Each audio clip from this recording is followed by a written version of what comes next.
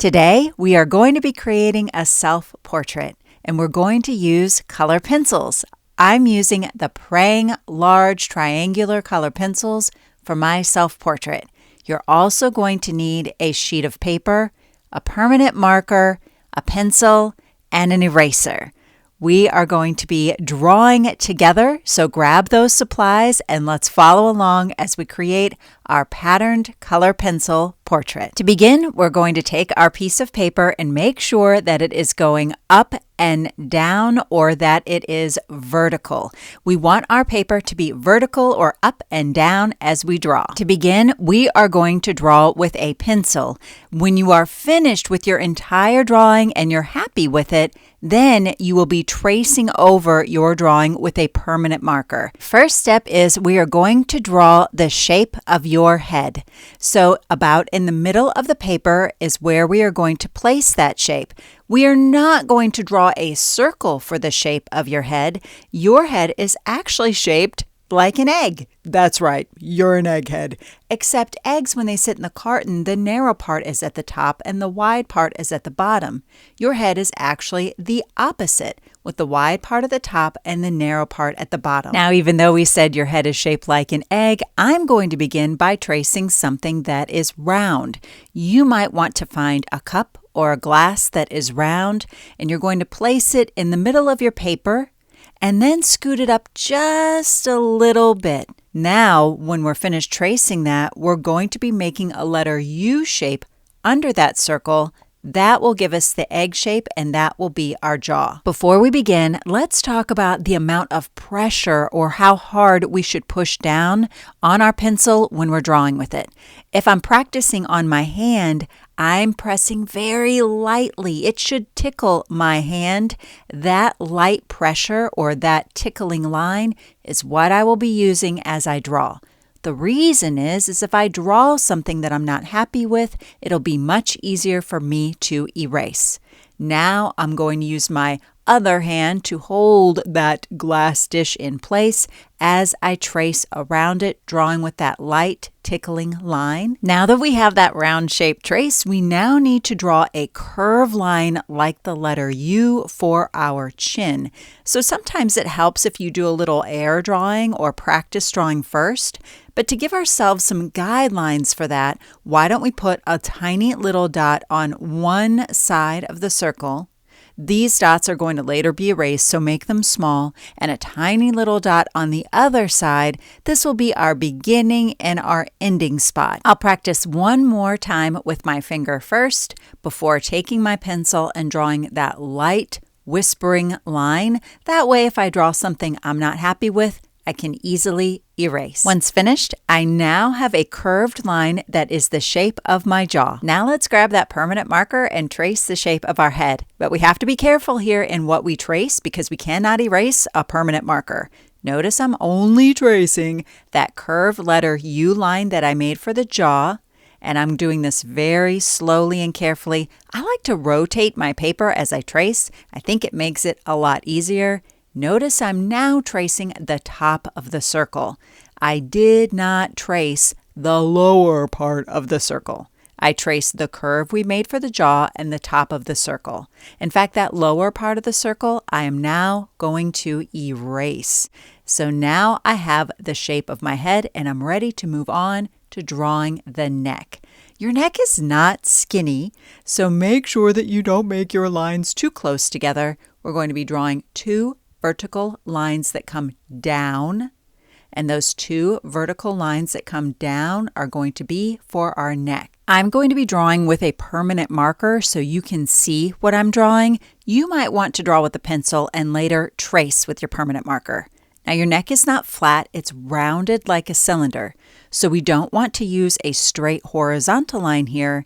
Instead, we're going to use a curved line to connect the two line segments. That curved line will match that same curve that you see on your jaw. So I'm going down, over, and up. Next up, we're going to draw our shoulders. They begin at the base or the bottom of your neck. You're going to use two diagonal lines, not starting up here at the top of the neck. Remember, they are at the base or the bottom of the neck. and they're diagonal, so that means they're slanted. And I like to add a little rounded part at the side. That is the side of your shoulder, which is rounded or curved.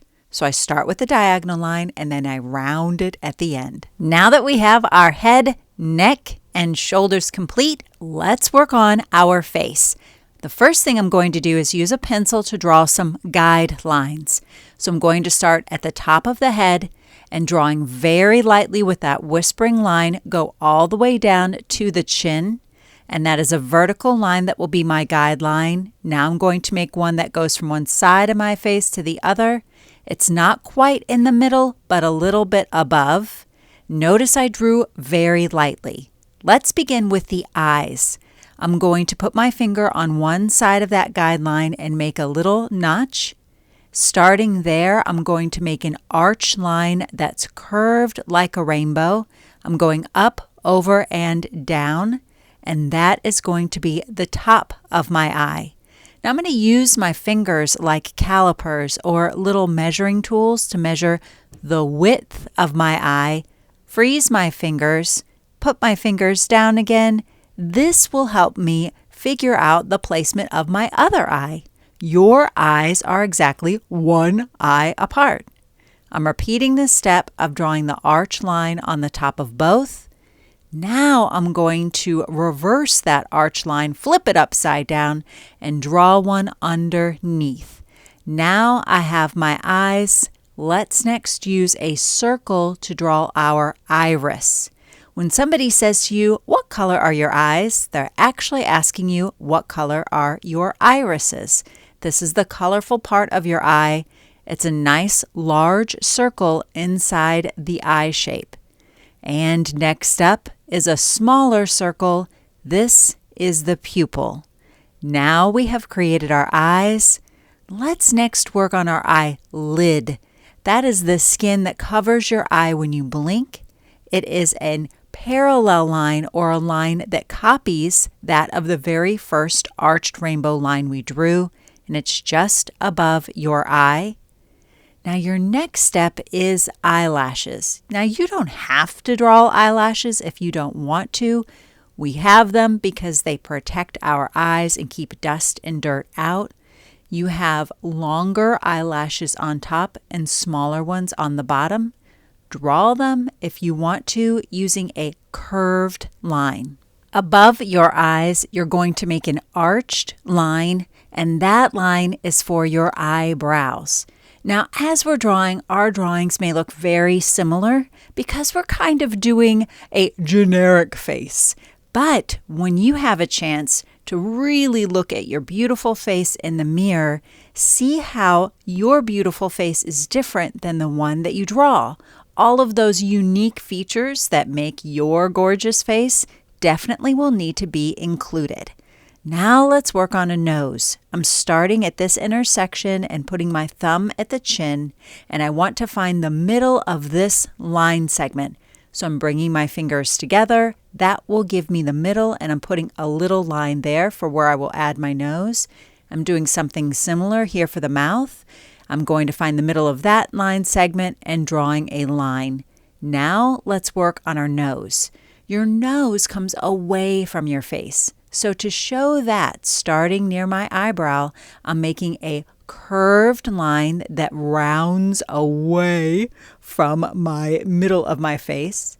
And now I'm going to round it down at the bottom for the bottom of my nose. I'm doing this on one side. You could do it on both. I will be adding a little curved line here on the side for the side of my nose. Now let's work on our mouth. That little line that we drew, our guideline, that's going to help me determine where the opening of my mouth will be. I'm going to make my mouth smiling, so I'm just drawing a curved line here. Now I need to draw a bottom lip and a top lip. So let's start with the bottom lip. I'm starting at one corner of the mouth. I'm curving over, down, and then up. Notice I'm still using that very light, whispery line just in case I want to erase. Now, if I wanted to have my mouth be open, Then I could draw a line underneath there and one above to show that my mouth was open. But I think what I'm going to do is leave this mouth as it is, but what I'm missing is my top lip. So what I'm going to do is start on one end, and I'm going over to the other end of the mouth. Now I got a mouth that looks a little bit like a banana. So to make it look less like a banana, right here in the middle of the mouth, I'm going to add a little curved line right here, a curved line, and that will give me more of a lip shape. That tiny little curve will be connected to the corners of my mouth. Now let's work on your ears. Your ears begin at the top of that line where your eye guideline is, and your ear ends, if I'm drawing a little sketchy line that I'll later erase, at the base of your nose. So I'm just adding a couple of those lines that I'll later erase, so that's why I'm drawing them very lightly. Those are my guidelines. And using a curved line like a very long, skinny letter C, I start up at that top line and bring my whispering line down. Now we have our face. Now would be a great time to take a look in a mirror to really see how your features are different. And also, let's work on our hair. So your hair might sweep across your forehead a little bit. Mine does. So to draw that, I'm going to be adding some lines that go across my forehead. Oftentimes when people draw hair, they forget that they actually have hair on the top of their head. If you touch the top of your head, which is called the crown, you'll probably feel that you have hair there. And a lot of us have long hair that comes down, maybe even to or past our shoulders. So I'm going to start by drawing what's called my part, or a little line in my hair. You don't have to draw this if you don't want to, but this helps me know where to draw the lines for my hair on the top of my head. Again, I'm using a pencil, my light line, and if I had short hair, my hair might look a little bit like this. But my hair is long, so I'm going to add a couple of more lines to show that my hair is longer and comes down to my shoulders. Now, I'm doing a kind of cartoon version of myself, so I'm not going to draw every strand of hair. In fact, I'm making spaces so that I can later on add patterns and designs between these lines for my hair. So you might want to think about that too as you draw the lines for your hair. If your hair is straight or wavy, don't forget to show that. I'm going to draw a curved line under my nose down to my mouth, and one from the bottom of my lip to my chin. And those curved lines are going to further break up my face when I get ready to add some color. Since this is kind of a cartoon version of me, I think I'll even add a little design on my cheek. You don't have to if you don't want to. You are the artist. Now, once your drawing is complete, you can grab your permanent marker and trace, but be careful. You do not want to trace over your vertical and horizontal guidelines. You might want to go ahead and erase those so that you don't accidentally trace them. Now we can do my favorite part, which is adding all of the different lines and designs. So I'm thinking of lines and designs right now that I can add to my hair. Maybe zigzag lines, straight lines, wavy lines, or even shapes like circles. You are the artist, so the choice is yours, but dividing up the space with these line designs will give us more of an opportunity to have places to add color with color pencil. Now, with 4 straight lines that begin at your face and go off the page, let's divide up the space so we can fill it with patterns. Think of some patterns that really reflect you. I did some art patterns like paint splots and pencils. I love flowers, so I drew those. Maybe you really enjoy sports or art like me. What kind of designs can you add in the background that further show who you are? Draw them with pencil before you trace with a Sharpie. Now it's time for us to bust out those color pencils and add some color, baby, color. So I've got a red color pencil and I've got my scrap paper here. It's important to practice with some scrap paper or to keep a piece on hand when you're using color pencils. Let's talk about value. Try using that tickling line to create a very light color or light value. Then gradually add more pressure to your color pencil, and you're going to notice that the color or lightness and darkness of the color, that's called value, will begin to change. That's something amazing that you can do with color pencils. You can also blend colors together to create a whole new color. So have a scrap piece of paper on hand to really explore before you dive in and add color to your cartoon pattern self-portrait. I'm pressing pretty firmly here because I want a nice dark value. But remember, you can always go lighter by using that tickling line to change up the value of your paper. I love to rotate my paper as I color because otherwise it starts to hurt my wrist and my hand. So what you're going to see here as I do a little bit of a time lapse, meaning I'm going to speed up the coloring process. Yeah, I don't really color this fast, but you're going to notice that I am continuously rotating my paper. That helps my hand with a color pencil remain comfortable as I add color. I'm beginning with the background and my hair first, and then I'm going to save my face for last. Now that I've got the entire background colored in, let's talk about coloring our eyes as well as our face. So if you look in the mirror, you might notice that your eyes are a couple of different colors. So try that blending or mixing technique when you add the color to your eyes. My eyes are kind of a brownish green, so what would happen if I took those two colors and overlapped or blended them together? Once you have the color that you like, you can add those to your face. Remember, you're coloring your iris, which is the colorful part of your eyes. The white part of your eyes stays, you guessed it, white. Next up, we need to figure out what color is our skin. Each one of us has a beautiful different skin tone, so you might have to do some blending or mixing of colors to make that happen. I'm going to try blending orange with brown using a light value once I'm finished coloring my cheek. And when I have figured out the color combination that I like and the blending technique that I like, then I'm going to use that on my face. So let's try out a little bit of orange and a little bit of brown. But when you are exploring color blending on your scrap paper, you'll want to figure out what color you feel like gets closest to yours. So I'm blending these two colors with a light whispery line, and I've decided that I like those two colors together. I'm going to try a third color. Wow, that really brightens it up, but I don't know if I want to add that color. So let's finish coloring our self-portrait in.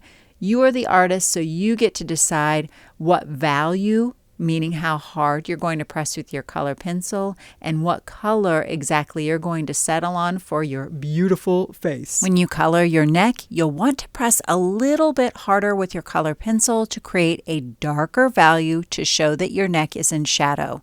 All right, so today we used paper, color pencils, as well as a permanent marker to make an amazing self-portrait where you even had a chance to add a little bit more details about you by showcasing your interest in the background. I hope that you had fun, and I know your self-portrait looks amazing.